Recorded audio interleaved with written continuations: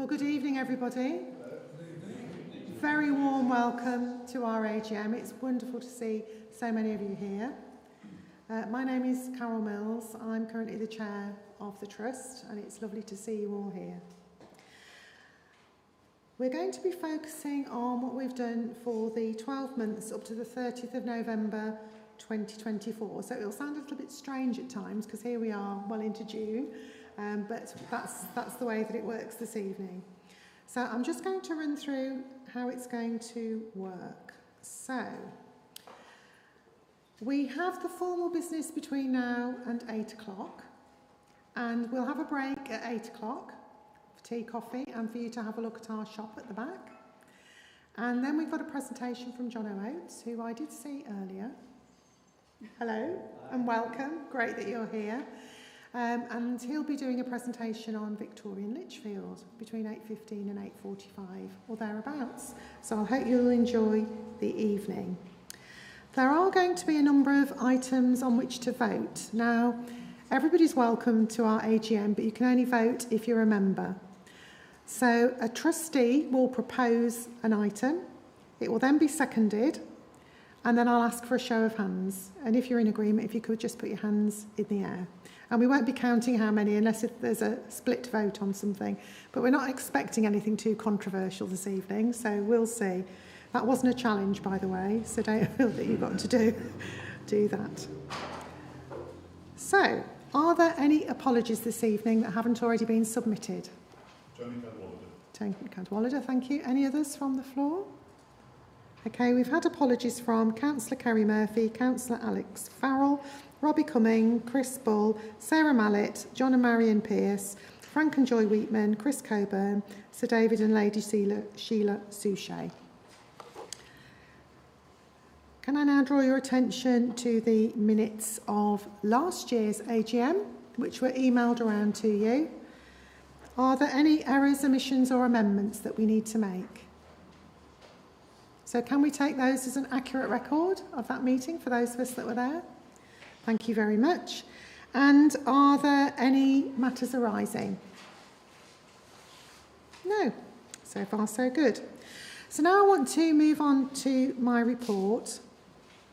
And our trustees are going to go into some of the details. So I just want to give you a bit of an overview, really, of where we are. First of all, I hope you've got a copy of your annual report, our glossy brochure that we do every year now. And I just want to thank Christine Howells, our wonderful comms and marketing trustee, and other things besides, for her work on this. Again, it's a very professional looking document. Thank you very much, Christine. And I do want to thank Paul Marshall as well, who's stepped in as our technical coordinator this evening, who's helping with all the broadcasting and so forth, and the microphones. So that's really great. Thank you.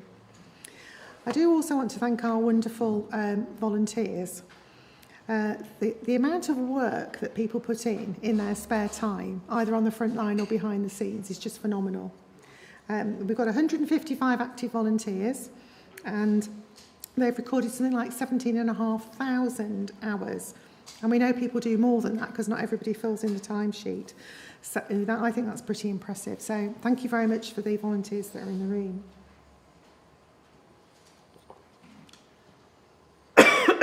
Excuse me. And thanks also to you as members and the other 2,500 that we've got, both in the UK and abroad, for the invaluable support. And I did also want to thank you very much for embracing the first increase to subscriptions that we'd had since 1988. That's really helped us with our income, and the response has been really positive. So thank you very much. We really do appreciate that. So let's move on to a reminder about why we do this. Why do we spend so much time on the canals? We are trying to restore both the Lichfield and the Hatherton canals and establish a navigable gateway to the BCN. That's going to take us some time. So meanwhile, we also want to create and maintain a beautiful green and blue corridor for our local communities to enjoy. And that's communities in its widest sense. Anybody is welcome to come and see our wonderful canals. Walkers, wheelers, cyclists, young kids, dog walkers, whatever. It's really important that people come along and see what we're doing and enjoy the walk. We're also keen on making sure that we've got wildlife habitats and biodiversity. So we put a lot of effort into thinking about what we plant and what we do and what we create. And there's also economic benefits, through tourism and inward investment and the millions of pounds that grants can attract into the area. And we also provide a lot of training and skills opportunities for our volunteers, from young people to older people and everything in between. And being outdoors or behind the scenes, doing something for your community, is also very good for our mental health and well-being too. So lots of benefits through being involved. Now, in this last year or two, we have focused on the Lichfield Canal. And our 2023-24 operational plan made that very clear, that we wanted to work really hard on this one part of the canal and get as much of it into water as we can, as soon as we possibly can. And to do that logically and progressively and work out from Borrowcott Locks Canal Park and the Darnford Moors Ecology Park, ultimately securing a connection at Huddlesford Junction. And we are making progress towards that. So that's including completing the Lichfield Canal in isolation, because we're going to have to wait until HS2 have done the work that they need on the diversion, but we will carry on and do what we can, ready to be able to connect that, and making sure that we get the necessary planning and technical consents for A38 Canal Crossing and Darnford Lane, in addition to the Cappers Lane diversion. And we're applying to Highways England for some designated funds for the design and construction of that A38 crossing. So we are getting on with that. So, how do you eat an elephant? Have you heard that saying? One bite at a time. So, if you think about the canal and building one, restoring one, that's quite an undertaking. And so we have to break that down into bite-sized chunks to make it achievable. So what we do is we have an operational plan to do that. So if you think about it, we need funding, enormous volunteer effort, we need leadership, we need planning, we need vehicles, we need plant, we need tools, we need equipment, materials, technical expertise, some of you in the room and certainly my colleagues here at the table, and dedication, and then all the strategies, policies, plans, rules, regulations behind it to make it happen. It's a huge undertaking. We might be a small organisation, but we're still required to do all the things that the law requires us to do. And we have to do that in our spare time. So that's where the operational plans come in. We started these in 2023, and each one spans 2 years. And that helps us to prioritise and focus on exactly what we're going to do, in what order, for the next 24 months. And that helps us to make more tangible progress. So rather than scatter our efforts over a large area, doing lots of multiple different projects, we get all our volunteers focusing on 1, 2 or 3 things. And that's what we've been doing. So if you look at Darnford Moors Ecology Park, we focused on that. That's now open. It's well visited. It's beautiful. We're having loads of wildlife visits, and I'll let my colleagues talk about later. We're currently working down at Tamworth Road, and we're putting together planning applications for St John's and Falkland Road. So whilst we're working on the section now, we've always got a weather eye to what comes next. So we've got this pipeline of activity so that we don't have downtime in between the different projects. So this was our operational plan for 23-24. I'm not going to go through all the bits of it, but there are 82 actions in it, which is a high number. And each one of those actions is assigned to one or more of the trustees or officers to make sure that we've got clear accountability. But the board, that's us here, we retain overall responsibility for making that happen. And from that plan, there were only 8, so less than 10%, where we didn't make any progress at all. And that was entirely due to external issues or external bodies or organisations that were beyond our control.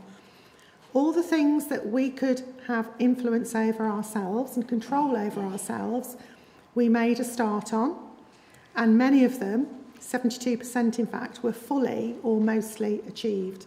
Now, as an entirely volunteer-led outfit, I think we should feel quite proud of that, because that's a really massive achievement. And I've just broken down there for you in the table, for people who like tables, exactly what that looks like. And so we're now, as we stand here, well into 2025-26, and that plan went live in January this year. And this year we have 100 actions allocated to trustees and officers. But our priorities remain the same. We're focusing on the Lichfield Canal for the next 2 years. Our priority sites remain Darnford Moors, Tamworth Road East, Tamworth Road West to Cricket Lane, St John's, Falkland Road and Darnford Park. And the focus of activity now, you'll have seen if you've been out and about in Lichfield, is very much on that Tamworth Road section. We've got phases 1 and phase 2, and the teams are working very hard down there. And behind the scenes, we have people like Derek and others working on the planning applications and the technical requirements that we need for the next phase at St John's, just to give you an idea of how it all fits together.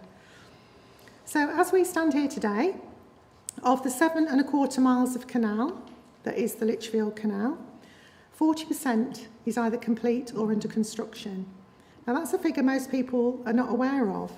Too many people say to me, do you know, this is never going to happen in my lifetime. Well, yes, it will, because we're making great progress so far, and we've got more to come and really ambitious plans.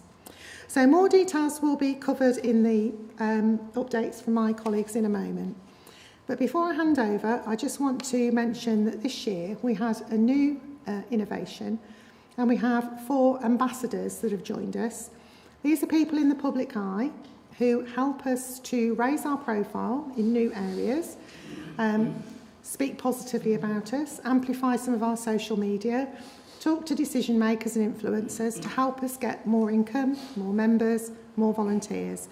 And we've had Steve Court, Carl Knibb, Joss Musgrove-Knibb and Roy McFarlane, who are very influential and have been really helpful to us through the Big Give campaign recently.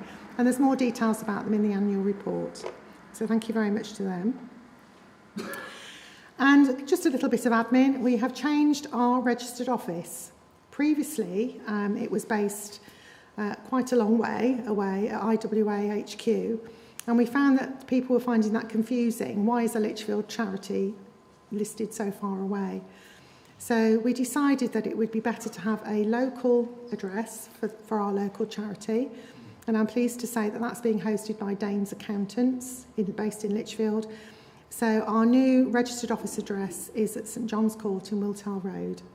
And that helps us to have official post, but it's also our registered address. So you'll see that change being affected in all our publications from now on. So could I ask somebody to propose and second my report? Yes, I propose that we receive the Carol's very detailed report. Thank you, Jeff. Anybody going to second that? And I second that proposal. Thank you. Could I have a show of hands for those in favour, please? That's a relief. Thank you very much. Thank you.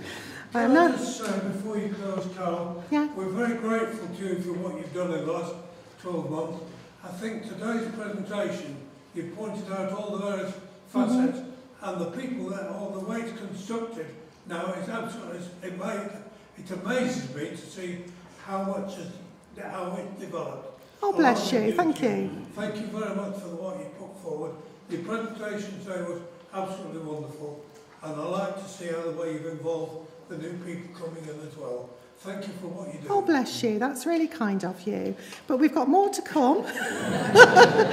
And it's a team effort, you know. Yeah. You only get things through great team effort, and we're blessed with having a fab team. And the first member of that fabulous team is Chris Bailey, who's going to join us now. Thank you.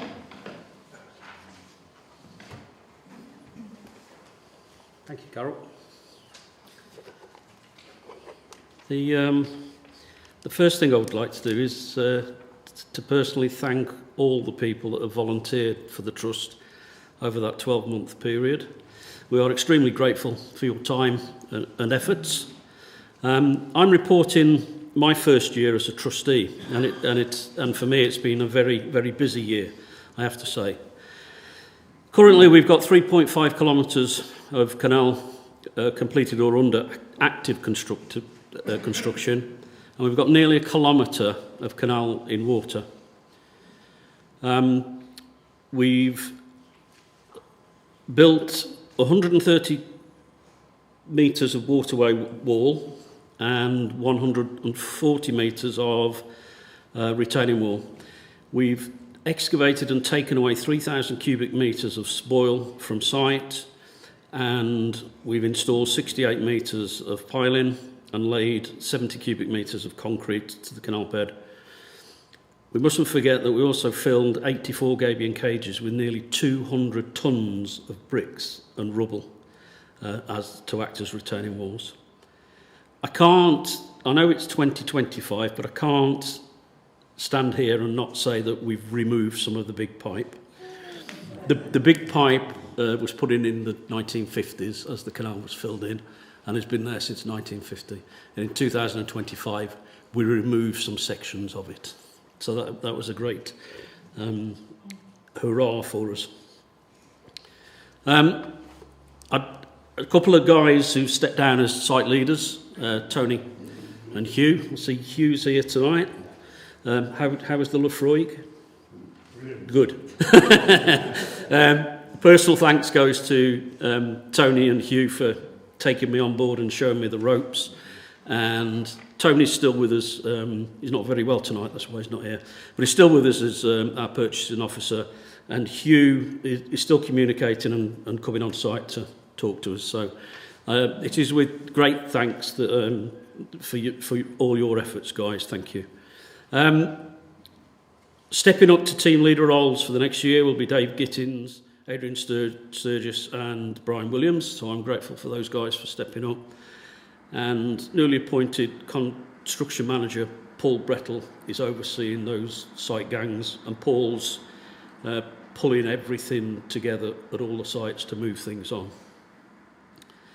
A few improvements in health and safety I wanted to make you aware of. We have told the health and safety executive that we have construction sites on our canal, and we now have to apply all the regulations that are there to protect our people and the general public, and the health and safety executive expect us to. We've introduced point of work risk assessments which are taking place. We've introduced team briefs where it's a two-way discussion between myself, the construction manager, site leaders and all the volunteers. First thing on the agenda is always health and safety, and it's a talk in the round where we exchange ideas, etc. And finally, we've asked Edmund Gardner, who's with us today, to be our volunteer health and safety representative. And Ed's working on 3 projects currently, checking we're fire safe, our lifting equipment's up to speed, and that we're not using any substances that we shouldn't be using. I think I'll close at that, Carol, if that's okay. Thank you. Thanks very much, Chris. Thank you. Can I ask members present if they accept Chris's report? Show of hands. Thank you. Yeah, that's great. Thank you. And I want to introduce you to Philip Skelton, who's our Green Team leader, and he's very kindly stepped in to do the environment report. Over to you, Philip. Right, good evening, ladies and gentlemen. I'll just remind you of the areas that the Green and Ground team cover.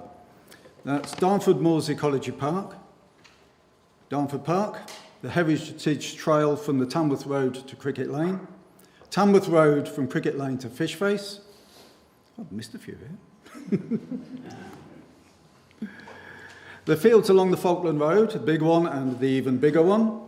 The Fossway Heath from Falkland Road all the way up to Wallis Cottage.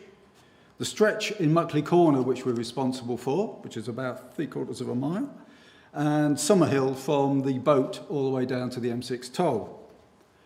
The team comprises of a few regular adult members, plus people who come when they can, and we welcome them.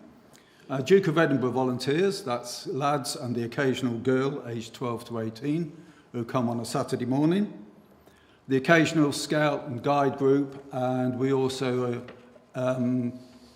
entertain the Queenscroft Special School from time to time to do bits. And of course we have the corporates who cover us during the summer.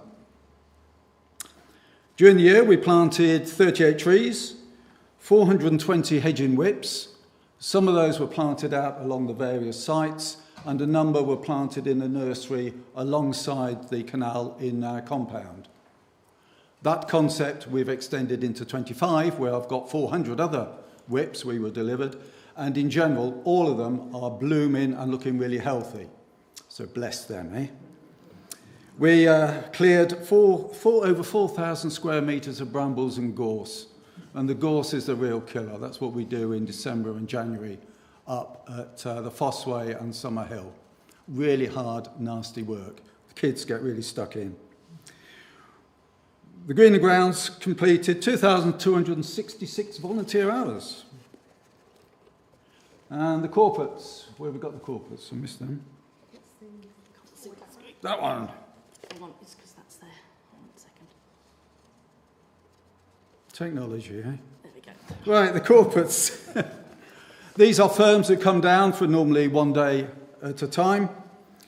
We've had 239 representatives from 13 different employers in 2024, and that includes such organisations as Wesleyan Insurance, who are big supporters, Jaguar Land Rover, who send about 3 or 4 teams a year, Pets at Home, send about 3 teams, M6 Toll, National Rail and others. Total 1,927 hours put in. I'd like to just give some special thanks to all the volunteers who have come out on the Green and Grounds in all weathers. Some of it's been quite nasty, either excessive rain or frost or excessive heat in the summer. And I'd also like to give thanks, although she isn't in the best of health, to Chris Bull for all the guidance and advice she's given me, especially last year, and also to Leon Southern, who's also given me some advice. So, thank you very much. Thank you very much, Philip. Can I ask, are you happy to accept Philip's report? Great, thank you very much. I'd now like to introduce you to Derek Lord, our Planning and Technical Trustee, for his report. Okay, evening everybody. Let's see if I can make this work, hopefully. Yes, there we go. Okay, so I'd like to start off by saying that this last year has been a positive improvement on years that have gone before. Things are going in the right direction, things are speeding up, and that is really good news for everybody. Going into some detail, I'd like to talk about stakeholder relationships because those are really important to us. And the first is that we need to work with and have positive support from the relevant local authorities. That's Lichfield District Council, it's Cannock Chase Council, it's South Staffs Council, but it's also the County Council as well. They all help and support us in different ways. The relationship with Lichfield District Council, as some of you will be aware, had taken a nosedive because of some unfortunate decisions that were made by certain officers. But we've got beyond that now, and we now have positive working relationships with a number of key officers. We have regular coordination meetings with them. We can talk to them on the phone, we can get their advice, and that's really good. Cannock Chase and South Staffs, this is to do with the Haverton. So we are not doing physical work on the Haverton, and our overall strategy requires us to protect the line of the Haverton Canal so that at a future stage we can come back to it and get stuck in. So we respond to planning applications that affect the line. We work with them on their local plans as they develop and so on, and we do that in conjunction with Phil on behalf of IWA. So those relationships are really quite good. I'd also like to focus on Persimmon and County Council Amy, because as you can see in the screenshot there, this is, I've forgotten his name now, but Dan Hassel. Dan Hassel, that's it, you got it. He's a senior person at Persimmon, and this is a handover ceremony whereby they have handed over to us the land that will form the St John's section of the canal. Persimmon are also funding the culvert at Cricket Lane that's going to be built later this year, and that's under an agreement with Lichfield District Council. And they've got the County Council who've designed it in liaison with us and will be building it. So you'll see lots of action there towards the back end of the year. The last stakeholders are HS2 BBV. We've managed to re-engage with HS2 this year. There was a problem where some of their people disappeared and we couldn't find their replacements, but we're through that now. We've had a number of good meetings with them. We're working together on agreeing the precise details of the canal diversion that they're putting in at Cappers Lane, and BBV have also been helping us by producing the design drawings for the culverts that we need to put in at Darnford Lane in future. So that's all really good stuff. On planning then, as you know, we did get the planning consent for Tamworth Road last year. That's from London Road through to Old Block 24. That was conditional, and that means that there are conditions to it that need to be discharged. We're almost there with the discharge of conditions. There's only one that we know was unresolved, and that is unfortunately because, as far as we understand it, the County Council have yet to respond on the construction management plan, and that's to do with the access crossings that need to be put in and so on. But we are almost there, and because we are almost there, although technically we shouldn't have started work, the council, Lichfield District Council, have been okay about that, so we have actually made a start. Moving on from that, we've been working on the planning applications for the St John's section from London Road up to Birmingham Road and the Falkland Road section. We've had proper topographic surveys done, and we've started to engage a consultant to do the detailed drawings and design work with us on St John's.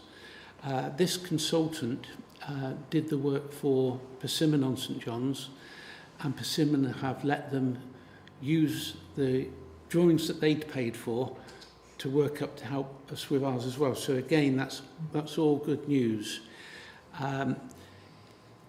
We do have still an impasse at Falkland Road in terms of the developer, Taylor Wimpey.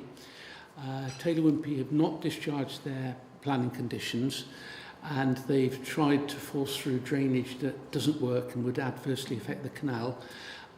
This has been a long battle, it's been going on and on, but we do have the County Council Lead Local Flood Authority who are in agreement with us, and Lichfield District Council are now positively arguing on our behalf, and Lichfield District Council are determined to get it resolved, and hopefully this year we may finally get there. The last thing I wanted to focus on, specific community infrastructure levy. This is a levy that is set by Lichfield District Council, and so if you have a development, development causes demand for infrastructure, and so in order to pay for that infrastructure, there's a levy charged. That money goes into a pot, and then the council allocates it out to suitable projects that are for the benefit of Lichfield and provide the infrastructure that's needed. And this year we've been told that we've got 200k from them towards the cost of phase 2 on Tamworth Road, which is from London Road to Fishface. So that's really good news, and it shows that the council is now much more supportive of us. And I believe that's it. Thank you very much, Derek. Can I ask members to accept Derek's report? Lovely, thank you very much. And now I'm going to hand over to Christine House, our Comms and Marketing Trustee and Membership Secretary. Hello everyone, and hello everyone online. Have we got many people online? 30. Oh, okay. Oh, well. So I'm going to give you a quick whiz through membership and marketing and comms. Starting off with membership, I'll start with a down. We were down on membership numbers at the end of last year, which was a bit sad, but the reason for that was a lot of our long-standing family members suddenly realised their kids had left home and they downgraded to retired members. So if you think about a family membership is 4 people, you lose 2 kids, it's 2 people. So you'll see on the chart that family numbers were down, but retired is up. However, spoilers, Carol did mention earlier on, we are up again now, and next year you'll see it up even more. So it's interesting that this chart is very similar to the one I showed you last year, if you were here last year. Our membership is spread across the world, but mainly in the Midlands, which is unsurprising, so 68% in the Midlands. But we still have this 2% overseas. And the top one of those is USA. We've got 30 members in the USA at the moment, which kind of brings me on nicely to social media. Because social media is really important to us. It's such a good way, an easy way to spread the word about what we do. And a lot of those members that are coming from international, from overseas, are finding us on YouTube and Facebook and all sorts of places. So social media is really important. And we did really well last year. Our followers are now 21.5, almost 21,500. It's gone up since then, because 6 months ago. So we gained 3,500, mainly through Facebook. Facebook's our most popular platform, but YouTube is also a popular one. And new kid on the block, Blue Sky. If you'd like social media, I recommend Blue Sky. Get on to Blue Sky. So it's not just important to raise awareness. We do get a lot coming back from social media as well. So if you think about the big Give Appeal, which was this year, a lot of the donations that we had coming through were coming via Facebook because they knew about it on Facebook and other social media. So it's really, really important. It's not just what you did for dinner and watching kittens and things. It is vital for us. Equally important is our website. If you think about social media as our kind of coffee house, our website is our shop window. So we've got all the ways to come and join us there. So we've got our membership form, our volunteer form, all the donation links. And last year we had 100,000 views of our website, which was lovely. So even if you're not on social media, and if you're not on social media, I would recommend popping onto our website every now and then just to see what's going on. So, 100,000 views, and I think from memory that was about 20,000 people that were visiting it last year. The other way that we do market ourselves is through events, and I want to give a big shout out to our events team. They're not all here, but particularly the ones here today, and we've been here since 2:30, so thanks everyone. We have our own events, which are things like the Brown Hills Canal Festival, our quiz, autumn show, and Eric's Coffee Morning, obviously is a good one. And we also attend other people's events, so like Braunston Rally, volunteer fairs, and they're all really important to us. So we went to 18 events, some of them are ours and some of them are others, and we want to do more, but we need more people to join us. So come and join us if you can, or tell people to come and join us. It's not just about digging and wearing a hard hat. And that's it. Quick whiz through. Thank you very much, Trustee. Can I ask if people are content to accept Christine's report? Excellent, thank you very much. So we're now going to move on to Bob Williams, who's our Finance and Funding Trustee. Bob.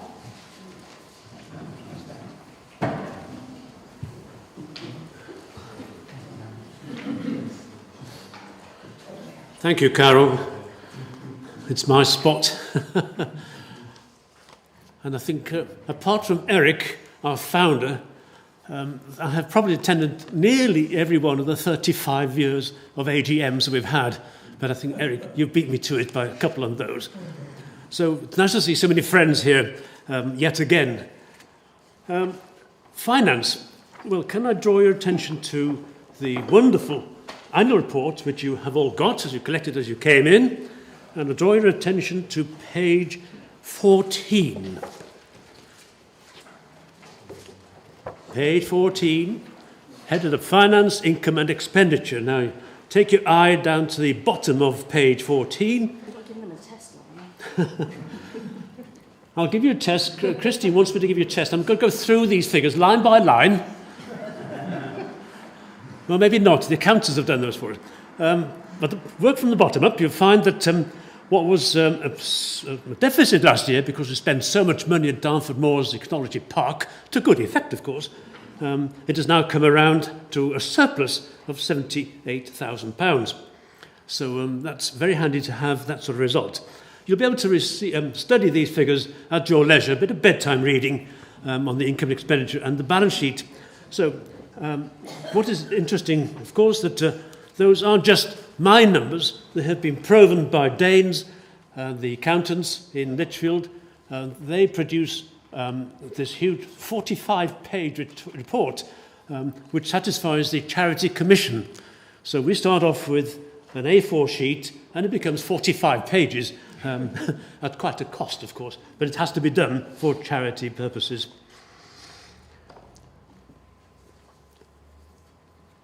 Now, focusing, turn your pages back a bit, go back to page 12. Take a look at the pie chart there. Thank you, Christine.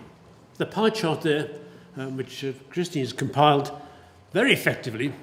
You'll notice that it's quite clear that two of the largest sectors there, legacies, the yellow section there, and the dark blue, the appeals, two key elements in our income streams. Absolutely vital. We were very fortunate in 2024 that we had some outstanding legacies. It's sad that this should be so, but it is wonderful that people do remember us when they have gone. Now, with your magic, you're able to... I've done it for you. No, there you are. Oh, there you are. You're ahead of me. I don't understand technology. I don't understand numbers either, for that matter. They just come and they go. But if you wipe out those two major sectors, you'll find that they overshadow all the rest. On the following page, 13, look at the expenditure. And the half moon there in dark blue, on the right-hand side, is the restoration cost, £71,000, and small amounts coming through on the left-hand sectors. Plant and tools, our tenanted cottages. So it's interesting to see, particularly, that about a third of the income is from appeals and legacies, and half is spent on restoration. Just looking at big slices like that. Summing it up, 2024 was an excellent year in many ways, but I can tell you that 2025 is going to be excellenter. Not only has Derek explained the CIL grant that's in view now for the work on Phase 2 on Tamworth Road, £200,000 is due to come our way, and they tell me they're going to pay it in advance, at least in stages. Never been known before. It's got to happen yet. We've also submitted an application for the next section to that for about £300,000. Then there's Lock 24 to be built, the Big Give campaign that's been going through since May. But this is all this year's business. So in about 2 years' time, I think we can point to accounts saying we've spent £1 million at Tamworth Road to get it into water. But back to today, it isn't all there yet. The pictures in the new display on the table there, when you take your break, have a good look. It takes us through phases 1, 2, 3 and 4 with some prize pictures of what's going on there. Many of you here are actually involved closely with that. So thank you all for spending the money wisely. Thank you.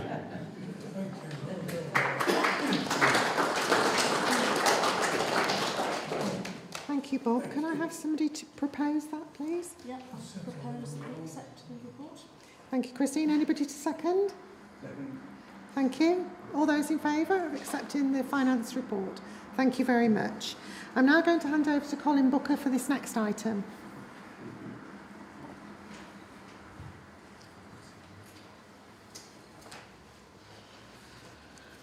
For those of you who are interested, our constitution can be found on Companies House. It's a very detailed document, but it does require us periodically to have re-elections for certain of the members of the board here. And this year, there are 2 people up for re-election, and that is Carol and Bob. I'm presuming that both of them are willing to carry on and be re-elected. Would I be correct in that? Bob, you too? In which case, I would propose that Bob and Carol are re-elected to their current positions. Can we have a vote on that? That's fairly unanimous, I think. Yeah. Thank you. Thank you very much. That means I need to go back a slide, because we did say farewell and huge thanks to 2 trustees that stepped down during 2024. And one is Chris Ball, our Environment Trustee and former Chair, and also did all kinds of things behind the scenes. Unfortunately, Chris isn't very well this evening, so she's not been able to join us. She should be watching online. But hopefully she's watching online, and I hope you are, Chris. You've been an absolute stalwart. And for Ivor Kaplan as well, who was our IWA rep, who unfortunately had to step down as well. So thank you very much to both of them for everything they did for the Trust. Great colleagues. And we do have a couple of vacancies at the moment. So if you are at a loose end, or you know somebody who's at a loose end, we have vacancies for our Environment Trustee, our Volunteer Resources Trustee, and somebody from the IWA. So please do ask around if it's not for you, and they'll get a very warm welcome to our fabulous team. So we don't have any current appointees for this year, so that's not going to take us any time at all. But we're now on item 7, which is the appointment of the accounts examiner.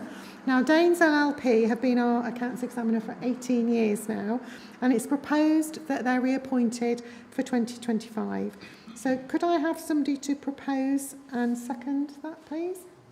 I propose that Danes be appointed. Okay. Thank you. And somebody to second it? And I second that. Thank you. All those in favour of reappointing Danes? Thank you very much.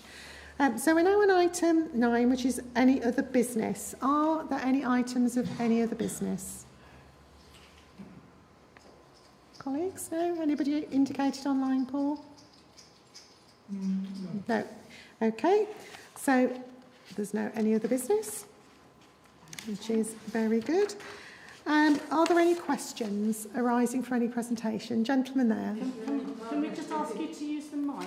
Our roving mic will come to you. Just so that everybody can hear. Thank you, Amanda. Thank you very much. Yes? Is there any more progress or news about the big give that we contributed to this year? Oh, yes, big give. Would you like to say something, Christine? Yeah. I'm pretty sure it was in the latest edition of Cut Both Ways. There is a copy there. So we didn't quite achieve the target, so we didn't get all the champion funding, but all the pledges are in, and the money should be coming to us shortly, because it takes a long time to kind of get through the due diligence. So now you're going to test me. The top, was it 157,000? Yes, yeah, so 157,000 that we raised. But yeah, Cut Both Ways is at the back there, so I can verify that amount for you. But thank you to everyone who pledged and donated. It is a complicated system. I think I'm the only person in the world who understands how it works. So any questions, see me at the coffee break. And I can give you, I'll bore you to tears with it. But yeah, thank you so much for everyone who took part in that and donated.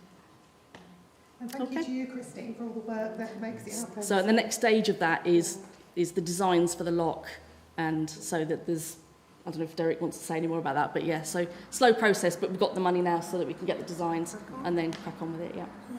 That's great. Are there any other questions? Gentleman here.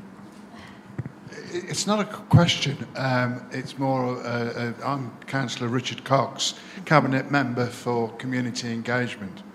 And it really is an acknowledgement and a thank you to all the volunteers. This is Volunteers Week, and we're in a room here of 100%, I think, of volunteers. And I think it would be remiss of me not to thank you all for volunteering in our district. Volunteering is one of the most vibrant and exciting things that we have in the Lichfield district that makes it a great place. So on behalf of the council, Thank you very much. Oh, that's very kind. Thank you. Thank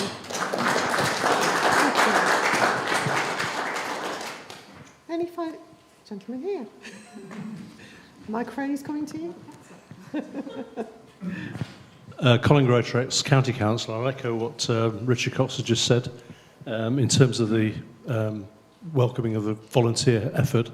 On the retirements, Carol, you mentioned the retirement of Chris Bull, also Peter Buck. I worked with both Chris and... Yeah, we celebrated his retirement last year for Oh, him. right, We okay. did a big presentation and made a huge fuss of him. Right, okay. So that's why he hasn't got a mention Well, this time. just to echo what Derek has said as well, in terms of the relationship that you have with the County Council, I'll do whatever I can. I happen to be here as a member, but I will do what I can from the County Council point of view, and I know the people of the district as well.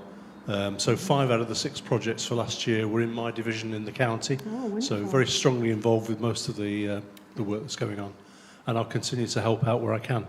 Thank you. Okay.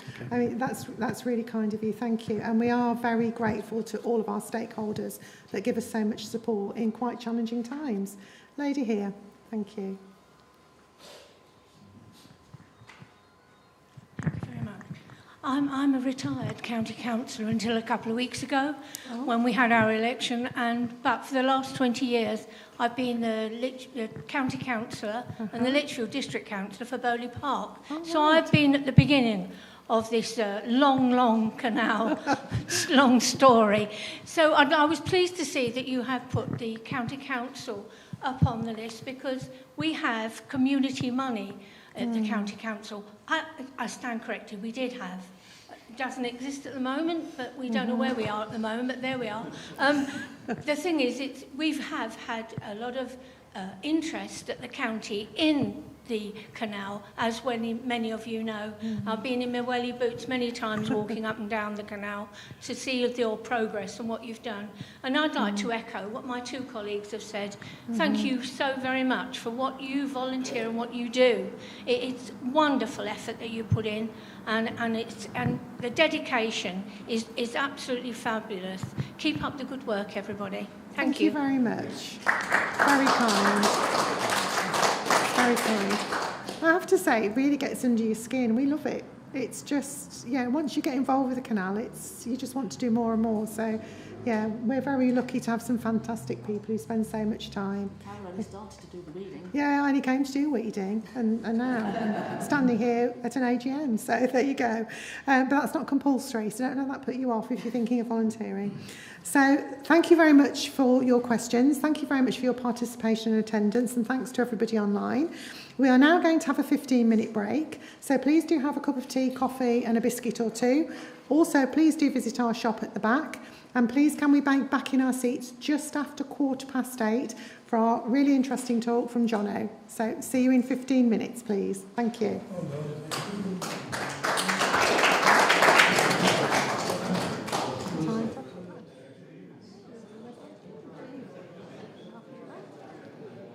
Can I just give a shout out that our calendars are on sale now, and they do sell out quickly, so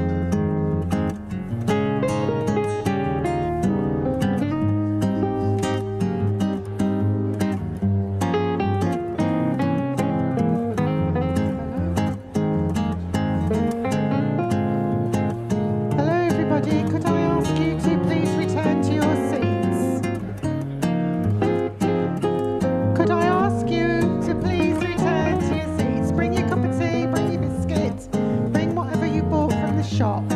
So please do come and sit down. Thank you.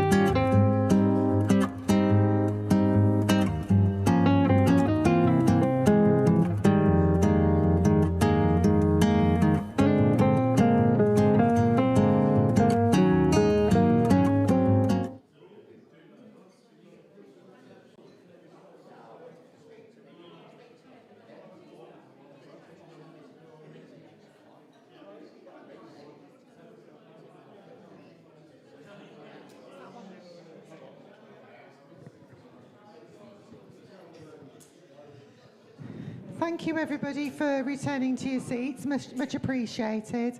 I'm now really pleased to introduce John O'Oates, who's got an interesting talk for us entitled Victorian Lichfield. Over to you. Oh, thank you all very much, and thank you for the introduction from Carol. Yeah, my name is John O. I'm a tour guide, historian in Lichfield, author of the book The A to Z of Lichfield, History of Lichfield by the Letters of the Alphabet. I wear this costume quite a lot. It's a vintage Edwardian frock coat, 1906. It's not doing badly, is it? So I wear it quite a lot. It does help you if you're a tour guide to be recognised as that, but it does have its drawbacks. So a couple of weeks ago, I'd done a talk in Lichfield City, and I was walking back home, and I was going on Upper St John Street, just by the railway bridge where Danes Accountants is. And on the other side of the road to me was a group of 10 to 12, what I would call youth. So 14 to 15, and they clocked me. And so one of the lads, he shouted out, he went, "Oi, mate!"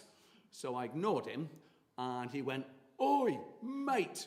And you don't catch their eye, you don't engage with them, and I just carried on. And he turned around and he went, "Oh, you, Willy Wonka." Well, I think he said Wonka. I dress up often as Victorian Jono, and the talk that I'm going to do this evening is about Victorian Lichfield.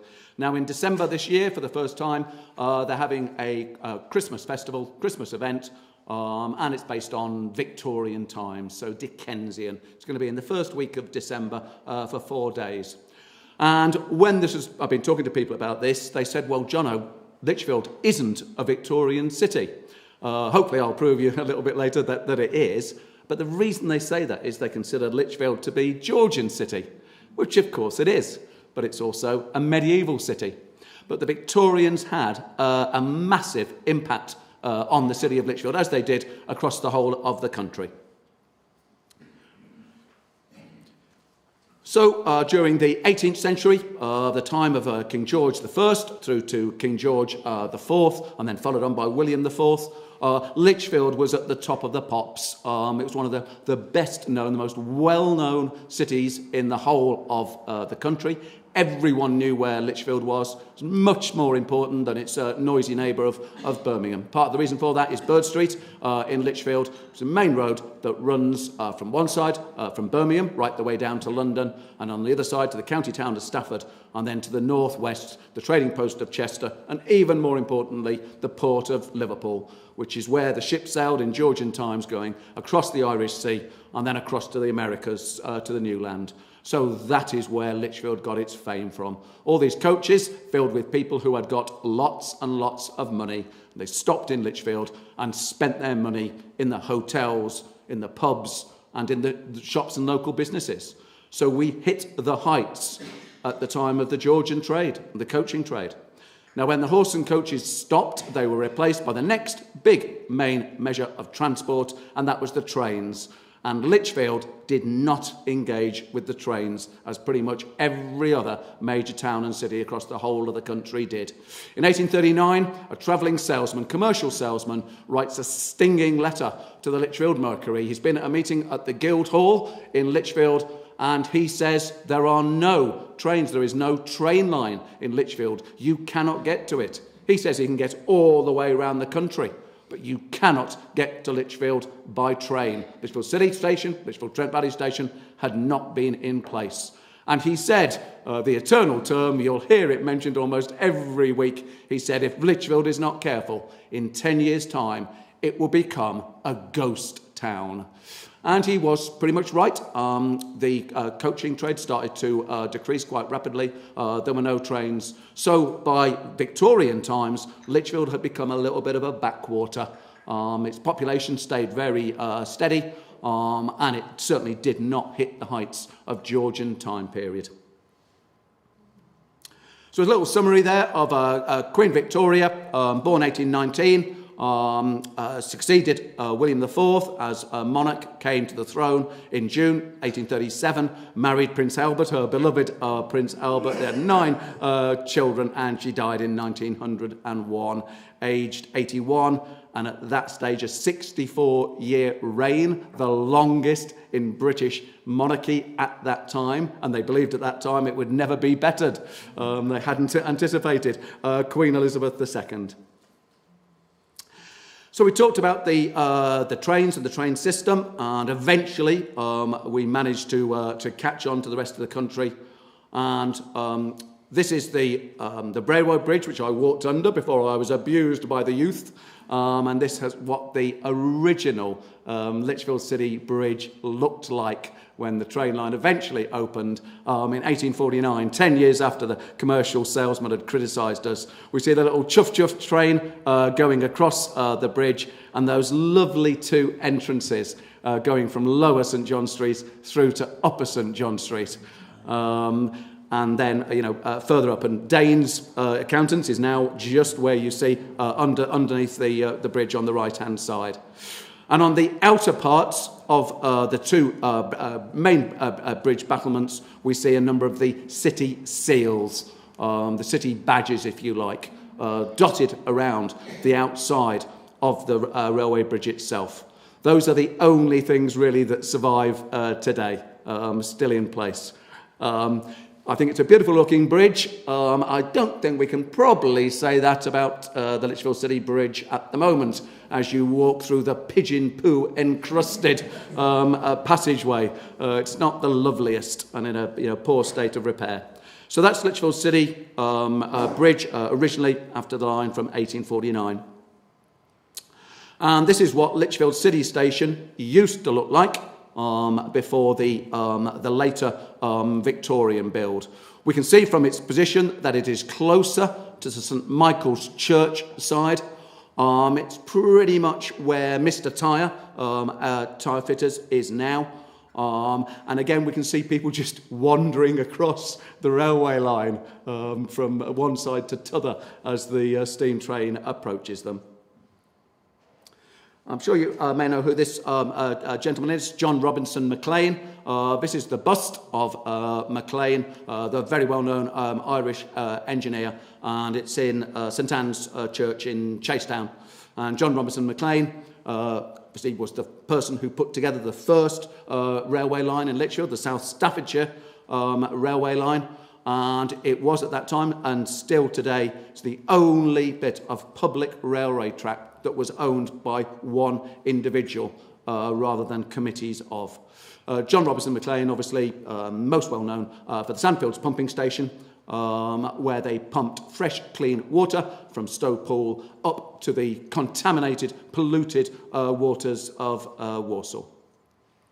Now, one of the key events the year after Queen Victoria came to the throne was the installation of the Samuel Johnson statue, opened in August 1838, and it was created by the sculptor Thomas Cockle, and here is the gentleman on the right with the top hat, supervising some amendments to the statue shortly after it had been installed. In the back of that, we see a very impressive tall building with a little atrium at the top, and it was a department store. It's where HSBC Bank, NatWest Bank is now. Now, the statue itself was a gift to the city of Lichfield by one of its key benefactors, and his name is James Thomas Law. He was the Reverend Chancellor of Lichfield Diocese. So this is James Law lounging in his chair. You won't see the detail, but he's reading a copy of the Staffordshire Advertiser, a newspaper which was kind of a rival to the Lichfield Mercury at that time. His father being the Bishop of Bath and Wells, or Bath and Wells, depending on how posh you are, and his grandfather had been the Bishop of Chester. So it was a true vocation for him. So when he was ordained, he moved to Lichfield, where his grandfather had been at Lichfield Cathedral, and he moved to Lichfield, and at the age of just 23, he became the master of St John's Hospital. So St John's Hospital, not a hospital where you would be cured, but a place of hospitality, place of welcome on Lower St John Street, the junction of the Birmingham Road. Known as St John's without the bars, so it was when the city gates were locked shut in medieval times, pilgrims approaching the city could knock on the door of St John's without the bar and be allowed in, so they had safe harbour before the city gates reopened again the following morning. So the Reverend James Thomas Law provided the statue of Samuel Johnson, Lichfield's greatest son. It cost him anywhere between £800 to £1,000. You can make any kind of estimate that you would like in this current time. I'll say 250,000, but probably more, probably £500,000. And he gave it as a gift. Made a very durable Yorkshire stone, and it has stood the test of time from 1838, a year after Queen Victoria came to the throne. Now, the building I showed you with an atrium, it was home to a Victorian business couple, and you can perhaps see there the name of it. It's Shakeshaft and Playfer. So Edward Shakeshaft, pretty much unknown today, and William Playfer, Playfer. Playfer is a little well known. If you've been a Lichfieldian for some time, you'll remember Playfer's shoe shop eventually became K Shoes on Market Street in Lichfield. But they ran this very successful business. It was a department store, sold pretty much anything, carpets, curtains, houseware, etc., but also fashions for ladies and gentlemen, including Parisian fashions, which were very much of the mode in late Victorian times. But they ran a secondary business, and we can see it right outside their shop. They were also funeral directors. You're always going to need a funeral director, aren't you? So it was a very, very successful business. You won't be able to see it perhaps, but at the windows there are the faces of the staff in Shakeshaft and Playfer looking out at the photographer taking this image. In those days, obviously, a photograph would take a long, long time, and so they would peer out. It was a note of interest for people to see a photographer in action. And I'll show you now expanded view of Shakeshaft and Playfer. So this is the Market Square. We've got the Samuel Johnson in the far distance, the statue of Samuel Johnson, and then on the right-hand side, this fantastic department store with the atrium at the top.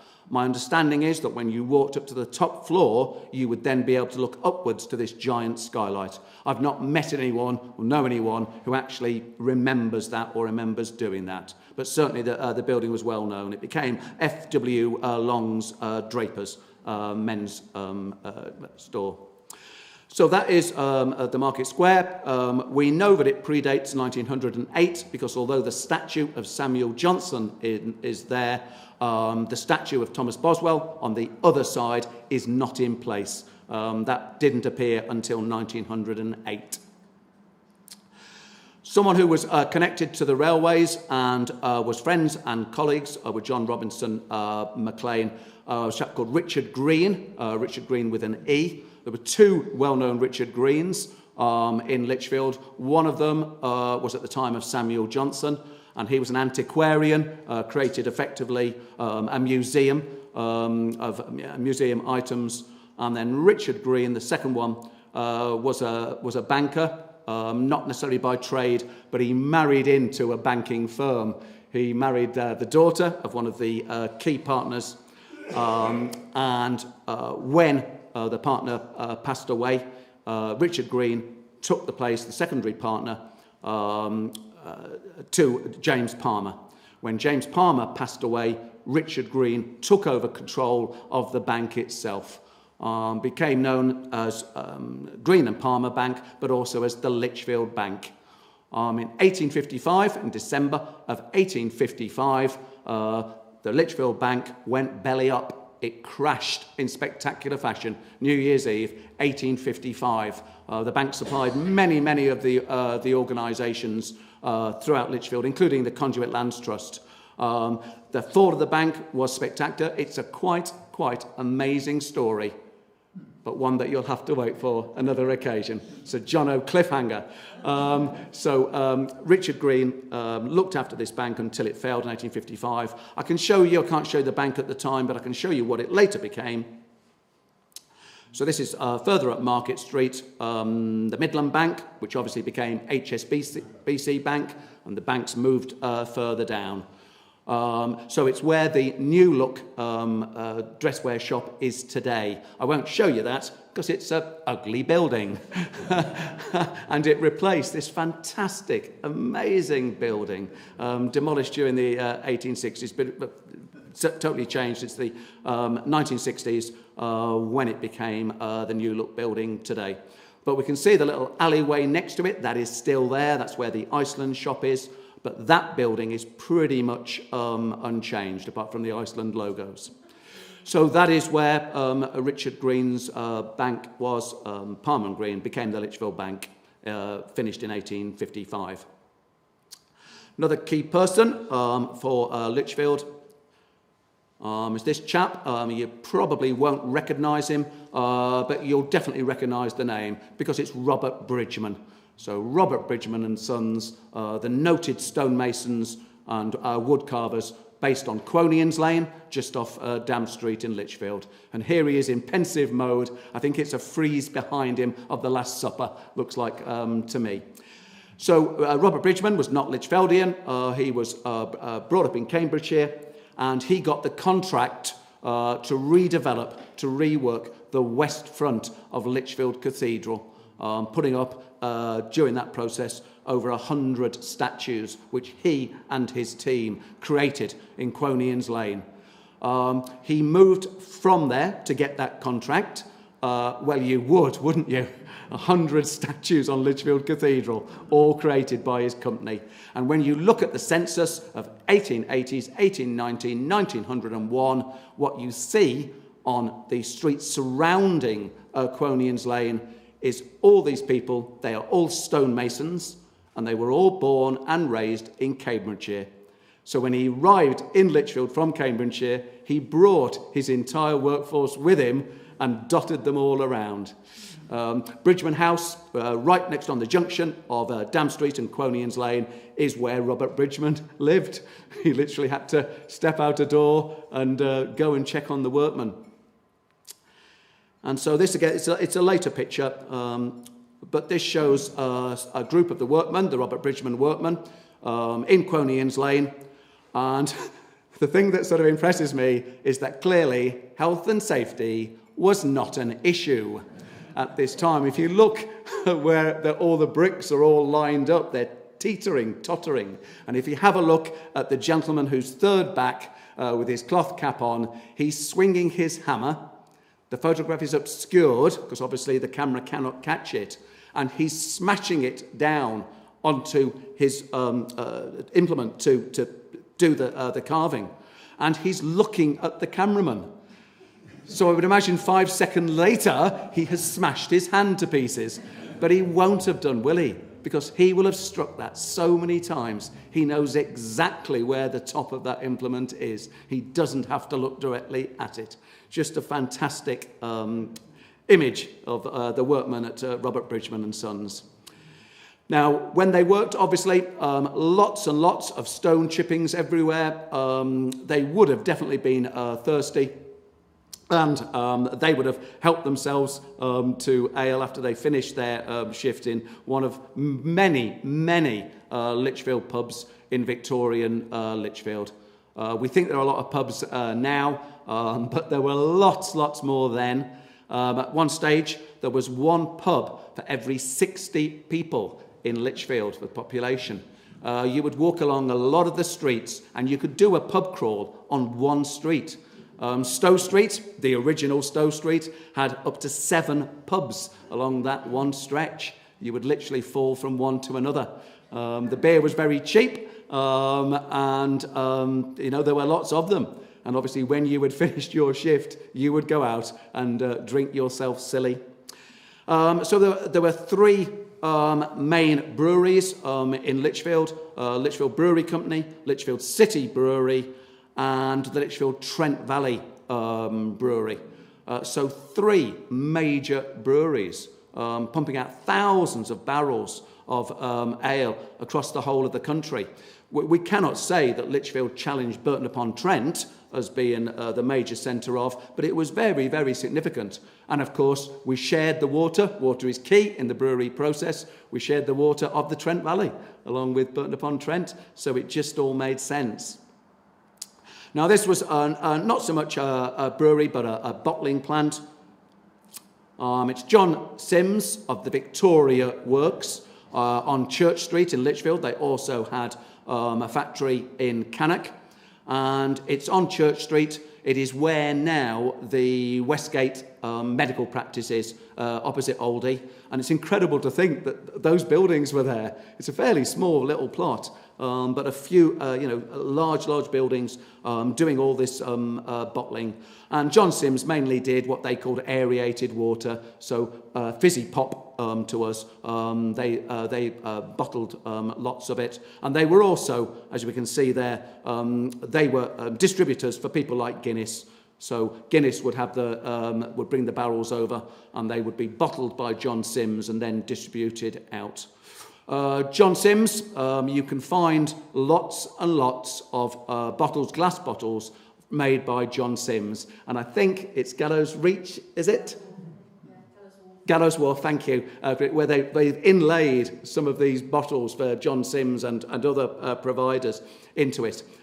Pretty much if you go into any of the fields around Lichfield and those surrounding the canals, you can find, just dig down, you'll find these bottles.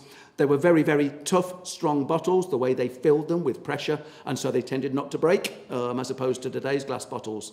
So I've got quite a few of each of those main breweries.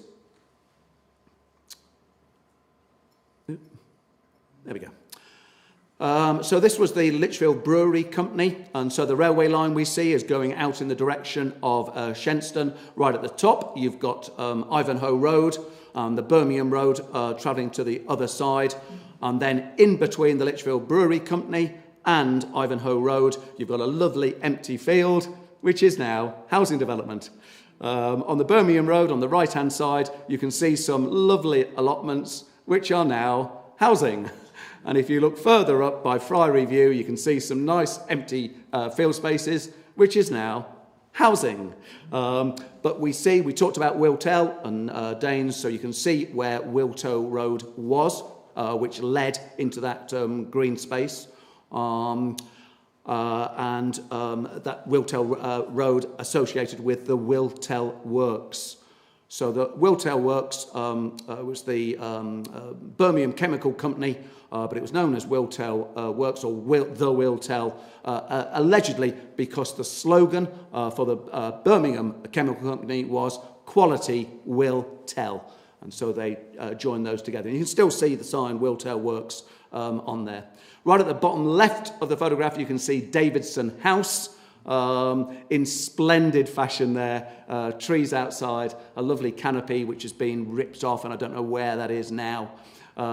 Davidson House used to be home to the Staffordshire Regiment Museum at one time, and it's now an abandoned building, hoarded, boarded up, in a very poor state of repair. Lichfield District Council now has powers to try and move those properties on, so forcing the landlord to either do something with it or to sell it on.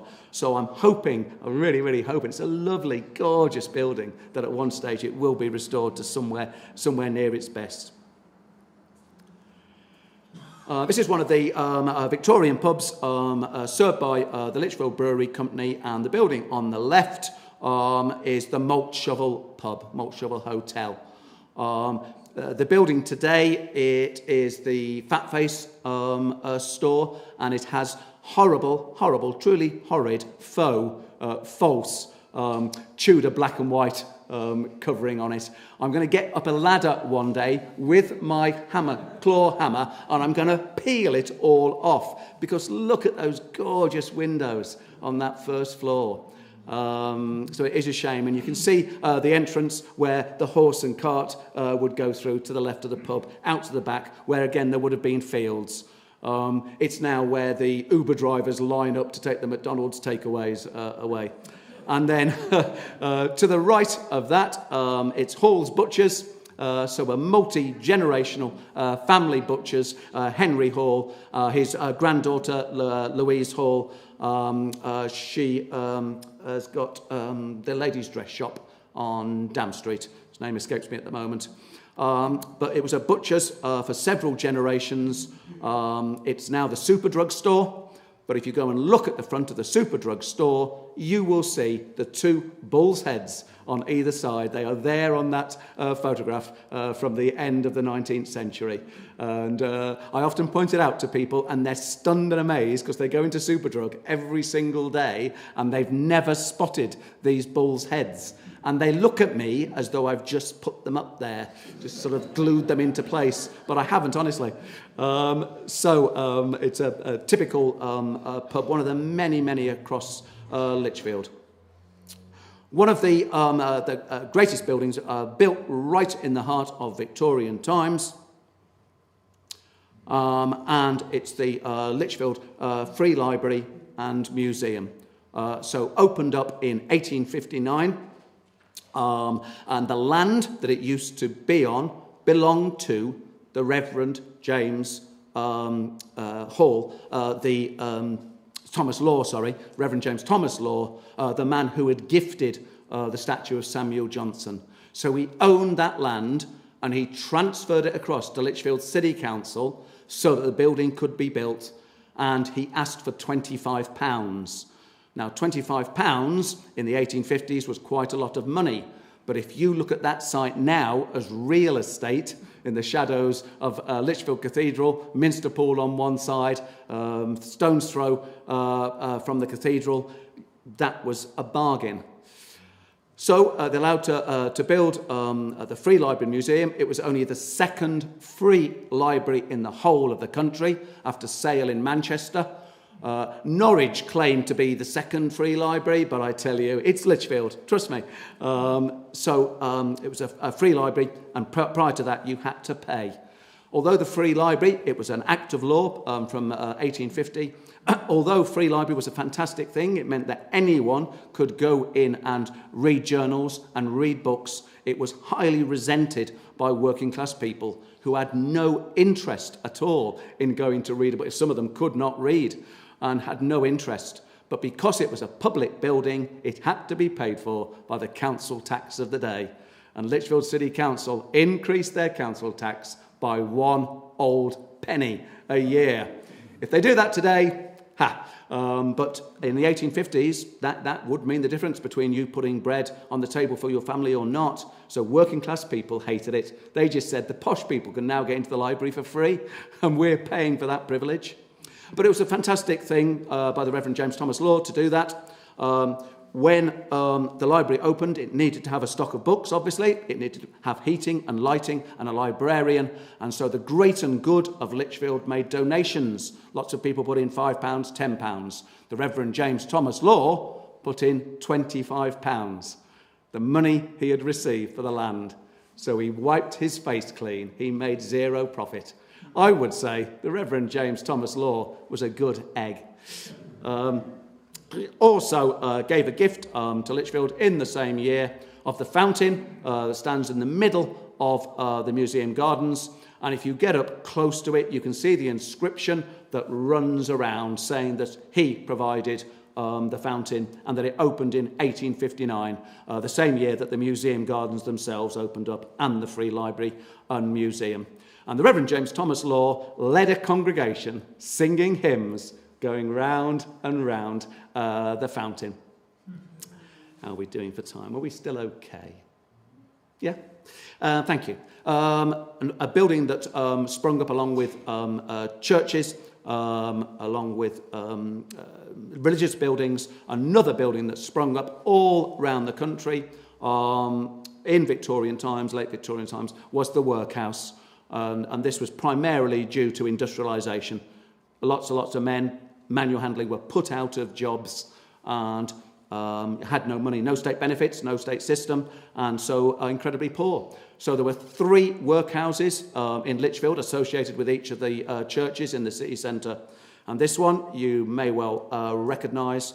So it was the Union Workhouse. It's on Trent Valley Road, and today it's the Samuel Johnson Community Hospital. And we can still see, the splendid entrance to it, which looks like you're going into a castle, doesn't it, or some kind of fortified area. And we can see the bell tower still there today.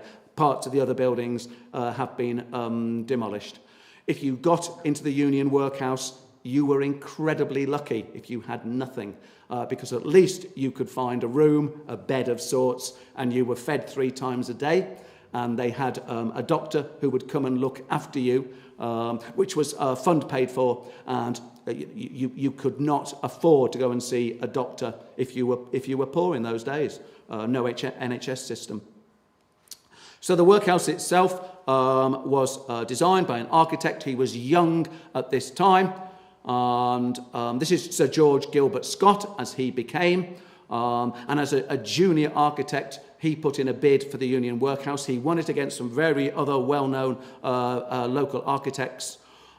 Said that he designed the church, St John's Church at Wall, although I've spoken to several people lately who said, no, it wasn't him, but he appears in the records as being the architect of that. But the most famous work that he was responsible for in Lichfield is, of course, the west front of Lichfield Cathedral, which he designed and created.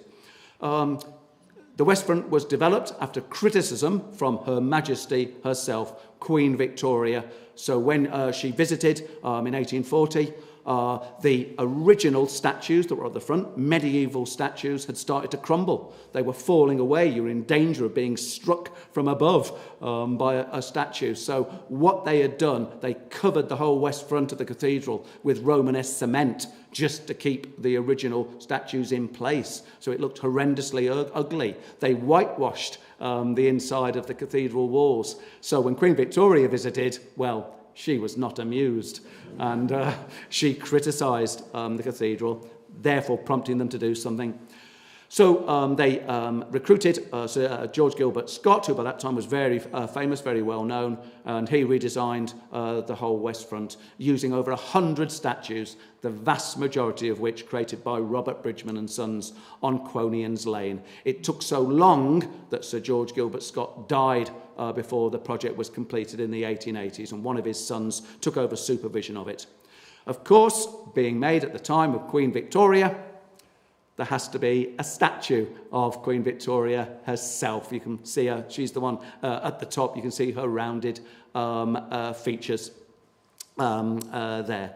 That, in actual fact, was sculpted by one of her daughters, Princess Louise, clearly a very good artist within her own right.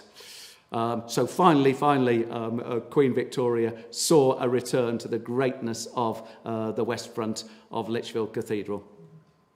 Ladies and gents, I hope that you've enjoyed my little walk through Victorian Lichfield, and we can see from there's some key buildings there, some key benefactors of Lichfield. Without Reverend James Thomas Law, no statue of Samuel Johnson on the Market Square, no library and museum.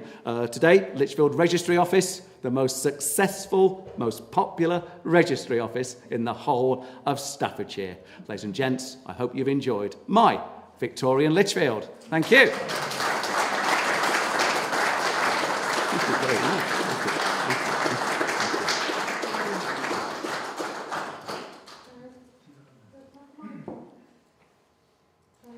Very much for a really interesting talk. That was great. Any questions for Jono? We've got a few minutes where we can take a few questions if anybody's got any. Oh. Yes. Why is Quonius so called? Why is what? Quonius. But unfortunately, I cannot tell you because it's a Latin word which I would not want to repeat in front of mixed company. So it's alleged. There are several versions. I've spoken to various Quonians, but it is where, how can I put this, the ladies of the night used to go, allegedly. It's a Thank you. controversial question then, Bob. Thank you for that. Any other questions? We've got time for one or two if there are. No? Well, if not, can I say thank you very much once again, and can we thank Jono in the usual way? Thank you very much. Thank you very much, Carol. So, everybody, that's the end of proceedings this evening. Thank you very much for joining this evening and for all your support throughout the years. Very much appreciated, and safe journey home. Thank you.